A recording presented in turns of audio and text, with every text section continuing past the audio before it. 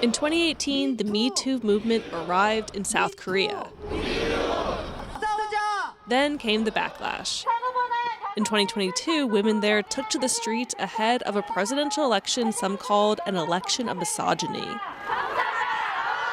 Candidates pledged to change or abolish the Ministry for Gender Equality. The term femi became an accusation.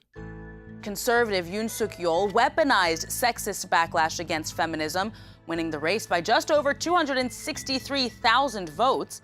The new president has suggested feminism is to blame for falling birth rates. South Korea already has the world's lowest fertility rate and one of the lowest rates of labor force participation for women. Korean culture has been strongly a Confucian and patriarchal society traditionally. Haesoo Kim is a philosophy professor at Ewha Women's University in South Korea, one of the largest women's universities in the world. She wanted to approach this traditional belief a little differently, so she went searching for female intellectuals. Because I had to teach, the students I taught were all women. One philosopher and writer, Yunjidang, stood out. Many women intellectuals devoted themselves to poems or paintings, but Im was interested in Confucian texts. Despite the overwhelming patriarchal beliefs of her time, Im says women can become sages. She was actually the first Confucian woman philosopher in our history, I think. Im Yunjidang was born in 1721. Her father died when she was young, and the family had to move to a mountain village. Her brother was a famous Confucian scholar and taught her. She wrote poems and biographies of historical figures. She married young and had a child, but her husband and child both died.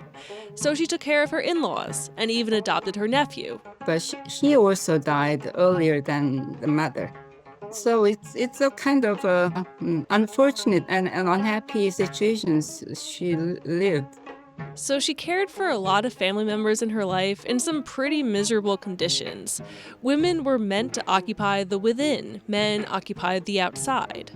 Women were not free to go outside of the house, and they should stay within their own spaces. In her writing, Im Yunjidang carved a way within those confines to express women's desire to be in the public world. She writes, "Though I am woman, the nature I originally received was no different from that of a man. Though I am unable to study what Yan Yen studied, I'm completely earnest in sharing his aspiration to become a sage." Im Yunjidang represents women's efforts to express themselves, women's desire to be with the world, the public world. And that might seem kind of out there for the time, but she stayed within the bounds of Confucian society, where all people and things are endowed with the great ultimate. They can be a perfect man, perfect woman, perfect human being by devoting themselves to self-cultivation. Im Yunjidang died in 1793, but her idea that women can be equal to men in matters of morality is still relevant and debated today. The step-by-step process of becoming a sage is no small feat. For Philosophy Talk, I'm Holly J. McDeed.